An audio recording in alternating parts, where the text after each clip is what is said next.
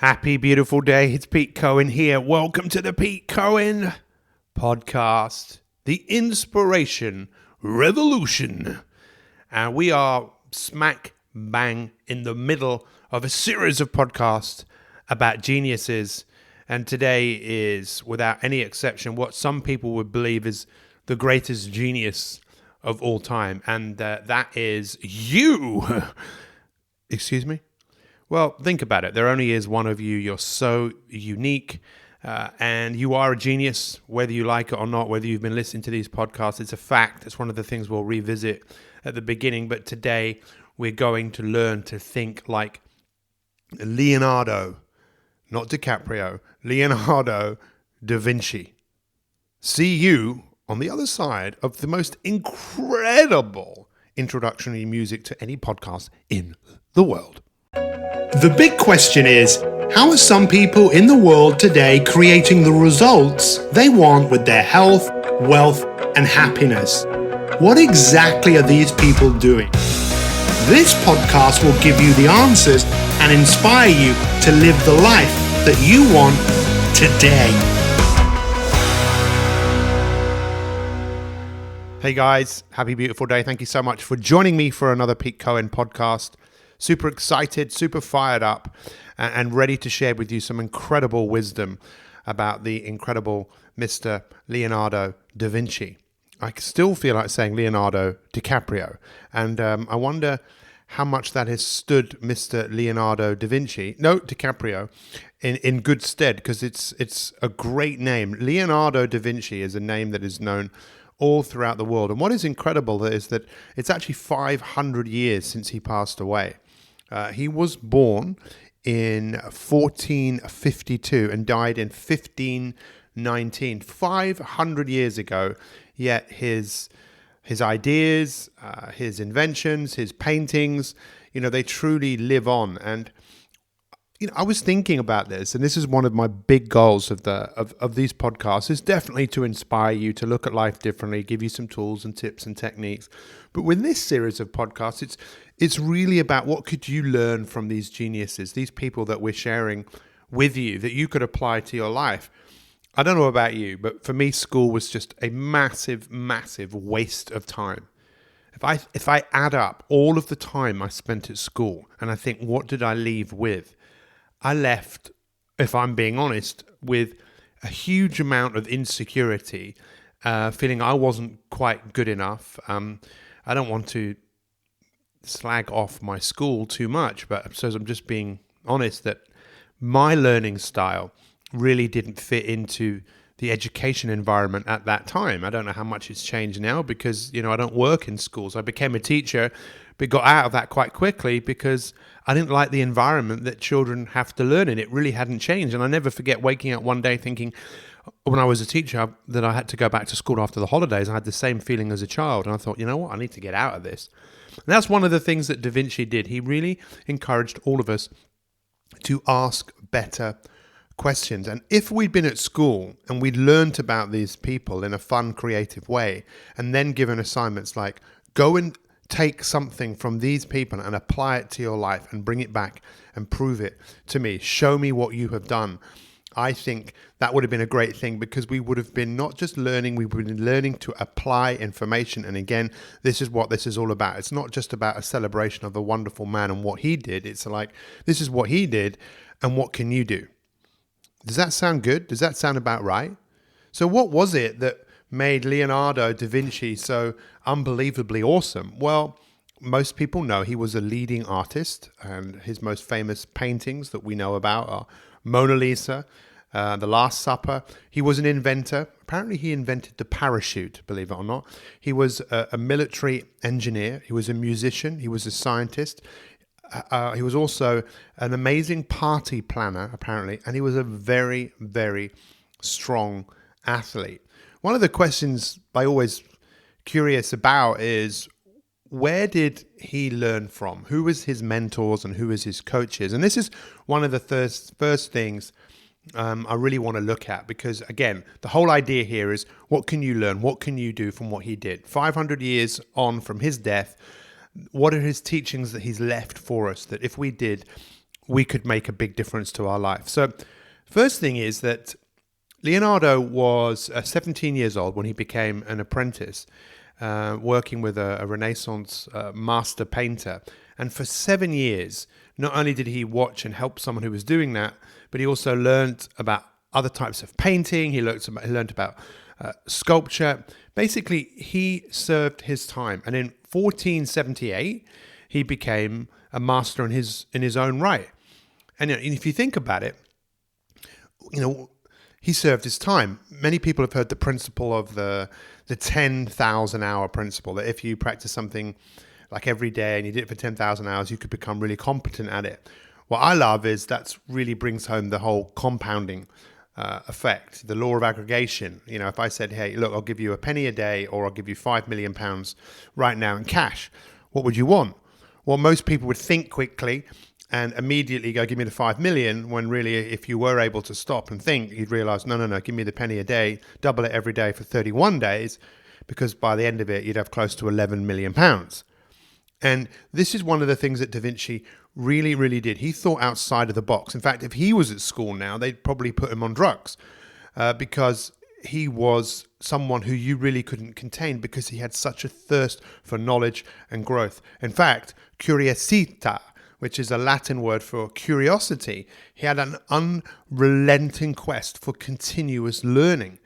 And I think that is something that, if you want to be the very best that you can be, I suppose, the happiest you can be, the most successful you can be, and if you want to grow, then this is something you've got to get your head around. We know that we live in a world right now that probably would have driven Da Vinci mad, because everything is coming to us. We're not growing. We're not really advancing. Even though science is advancing, we're not really advancing with it. We're becoming much more passive in our own lives. And I was doing a broadcast yesterday to our coaching community, and I was talking about, look, think of it like this. Think of a garden, and the garden is going to grow regardless of what you do. But if you decide to do something about the garden, and you want it to grow and you want it to look nice and flourish, and then you're going to have to do something about it. If you don't do anything about it, then it's going to grow anyway, but it's going to grow with weeds, it's going to grow out of control, and you will be probably subject to how it has looked in the past. We have this opportunity to grow. And by the way, I almost forgot, this podcast is brought to you by Pete Cohen Coaching. We are just about to open the doors once again to a 365, working with a group of people from around the world for 365 days, bringing coaching to them, the most advanced, the most, what's the word I would use? The most inspirational coaching opportunity for people just like you. Go and check it out. Go to petecohen.com/coaching. There's a fantastic resource on there, a video called How to Create the Life That You Want. 3 reasons to create the life, 3 ways to create the life you want, and for you to become the leader that you want to follow.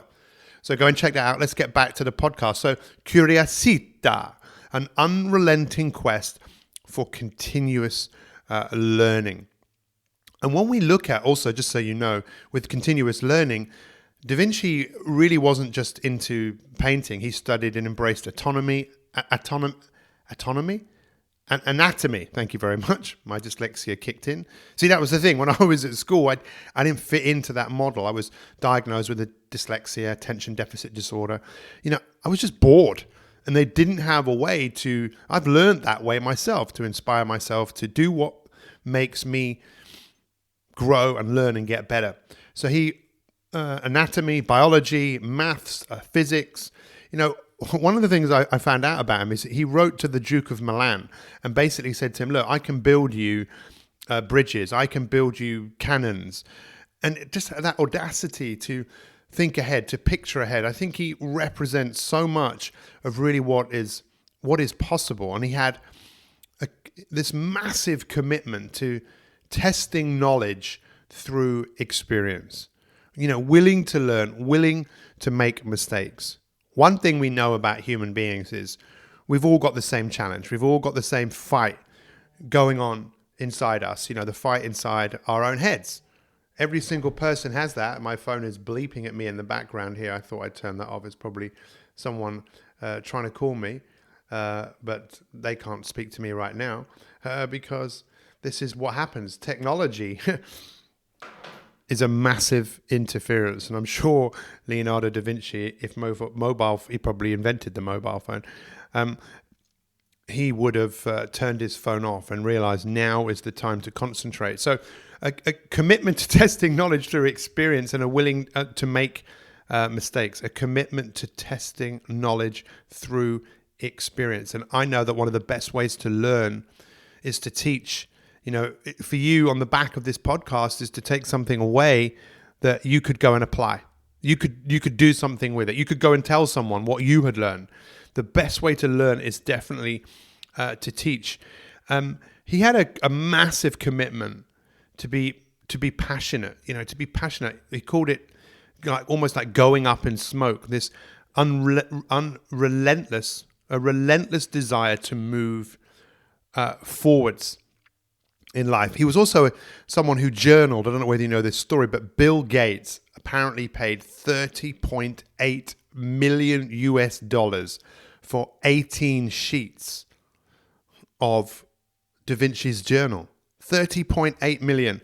Apparently, Da Vinci left 7,000 of his pages in his will to someone. And what's really interesting, if you get a chance to, and you can read about this, and you can find some of this stuff online, a lot of it online.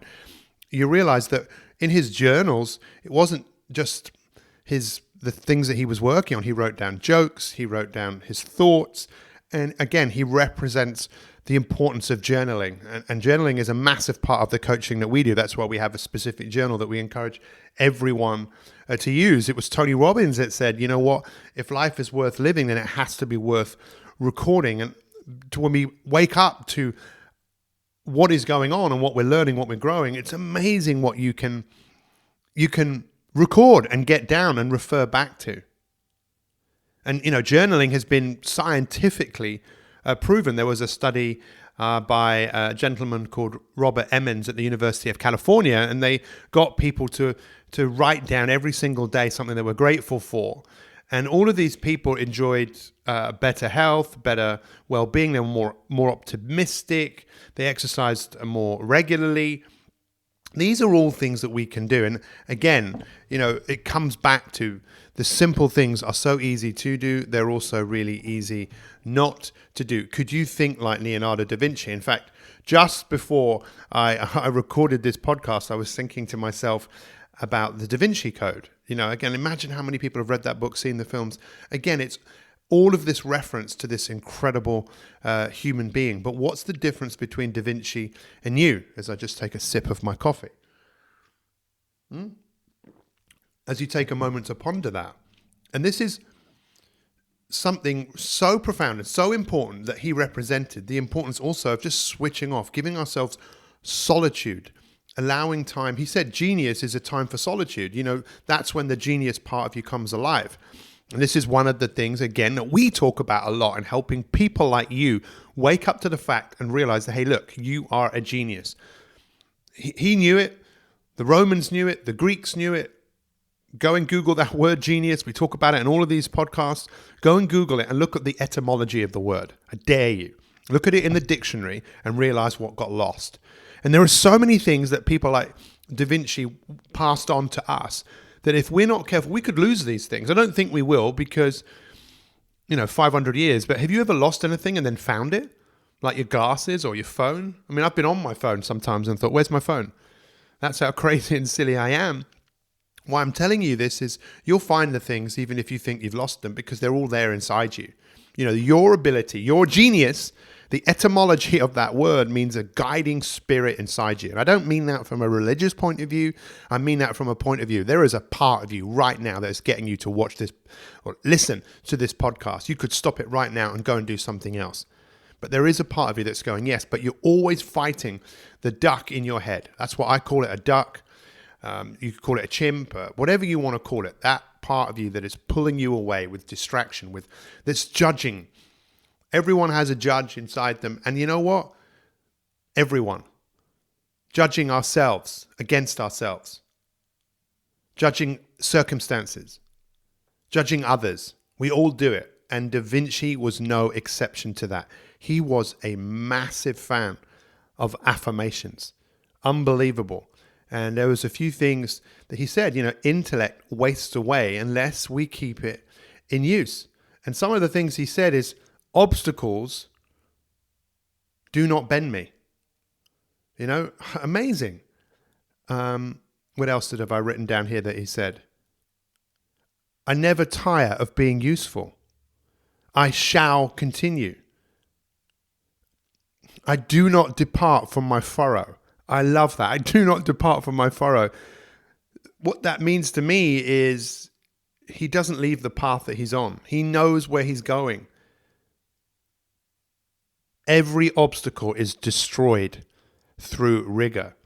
He was also a big fan of mind mapping, and I wish you could see this paper that's in front of me, because it is just a mind map, a collection of ideas, a collection of thoughts that it might sound like a big ramble to you, but we'll bring it all together at the end as you have the opportunity to think, how can I be a little bit like Leonardo da Vinci? For me, I as close to as I can to be like him, because I want to leave a legacy on this earth. And this is where, if we move on now, I want us to look at questions. He was a massive fan of asking questions. And if you want to delve into this a little bit more, there's a guy called Michael Gelb who's written a book called How to Think Like Leonardo da Vinci. And I would really encourage you to look at that, because I've learned a lot from him. I've done some other research, but that has been a major resource for me to understand a little bit more about Leonardo da Vinci. And one of the things that Gelb talks about is us asking ourselves questions. If we want to think like him, then he suggests this exercise, which I would challenge you to do. And it should take you about 60 minutes. And it's 100 questions. It's literally just sit down, turn the phone off, get a pen and paper out, and write down 100 questions that you have. For example, what am I most passionate about? Why is the sky blue? What happens when we die? Literally 100 questions. And you'll probably get into a flow, and then it'll get tough. But just keep going, keep going, keep going, keep going, until you get to a point where there is 100. Okay? And then once you've done that, look at the themes that are there. Maybe there's themes about money, personal growth, business, love. Look at that. And then pick out your top 10. And then I would encourage you to rank them in importance. And remember, when I'm asking you to do this, again, the duck in your head will so easily go, well, you know what, I don't have time to do this and I'll do it later. You'll never do it unless you either do it now or you make a time to do it. It's really important. And, some of the questions when I first did this, some of my questions, I'll share some of them with you, and I'll share Michael Gelb's with you, because we need to question what we're doing. We need to question what's going on. Because if we don't, what do you think happens to people that don't question? Most of us stopped asking questions. But when we were kids, we'd never stopped. What does that mean? Why is that? Why have you got this? Why does that mean this? Why is the sky blue? And sometimes we didn't even know the answers as parents. But if we stop asking questions, we stop growing. We really stop. And most of us actually do ask questions, but we ask rubbish questions inside our head, like, why can't I do this? What's wrong with me? Why don't they like me? Da Vinci represents asking questions to open up your senses. He was a massive fan of training your senses. So some of my questions that I wrote down is, how do I master myself? What is love? What is health? How do I inspire people? How do I best express myself? And Michael Gelb's questions are amazing. You could do these questions, but still go through the exercise. How can I get paid to do what I love? That's one of my favorite questions. How can I get paid to do what I love? Now, most people, when they ask this question, they want an answer immediately. But imagine if your life's work was all about this. When am I most naturally myself? What is one thing I could start doing, and what is one thing I could stop doing? Who am I when I'm at my best? What are my blessings for life? What legacy do I want to lead? What is my deepest desire? How can I best service the world? How am I perceived by my closest friends? I mean, these are such incredible questions. And I would really, really encourage you to take some time, your valuable time, to ask yourself some better questions. And as we start to bring this to a close, I think most of us, when we think of intelligent people, I think sometimes we think of, skinny people, maybe not particularly healthy. But Da Vinci was a real athlete and really, really embraced physical activity. And I think, as we know, when we look at taking the lead in our life, many of us do it with our work, and then our relationships fall to one side, and our health often falls to one side. And yet, if you don't have health, how well will you live this life? Will you give your greatest self to this life? You know, your human body is designed to do one thing. I don't know, but I got the impression that Da Vinci was massively influenced by the Greeks. And the Greeks were massive fans of physical prowess, physical strength, as well as knowledge and wisdom. And we know the challenge that we all have with all of this is getting out of our own way and allowing our genius to come to the table. Now, I don't know what your biggest takeaway is from Leonardo da Vinci, but there's a couple of other quirks. He was a bit quirky. He wasn't normal. And I also admire him because he stood up in a time where, you know, people probably were much more, this is just who you need to be. But today we don't need to do that. We can be anything we want to be. The world is full of opportunities and possibilities, but the world is also full of massive distraction, massive abilities for us to, not abilities, massive trappings for us to just sit and not do very much. And, I love what he said about, iron rusts if it's not used, Water, if it's cold, will turn to ice. Intellect wastes unless we use it. And if we don't have that learning mindset, we don't want to grow every single day. I know this sounds like I'm preaching to every single one of you. I just know, and I've seen what people are capable of doing. And people that get to work with us and be a part of our coaching community, this is what happens. They make progress over time. None of this is complicated. And just be aware of some of what's going on inside your head when we're talking about this. You can really get in contact with your genius that go, come on, that's brilliant. I'm going to do this.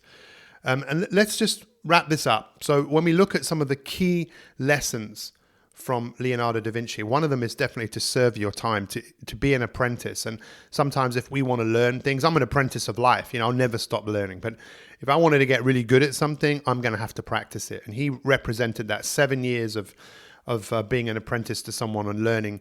Is it any surprise that he ended up being able to do these incredible works? Go and have a look at Mona Lisa. Well, you could go and look at it physically, but you can look at it online, or The Last Supper, and realize, how did he do that? A lot of hard work. What else can we take away from him? This curiosity, this unrelenting quest for continuous learning. What else?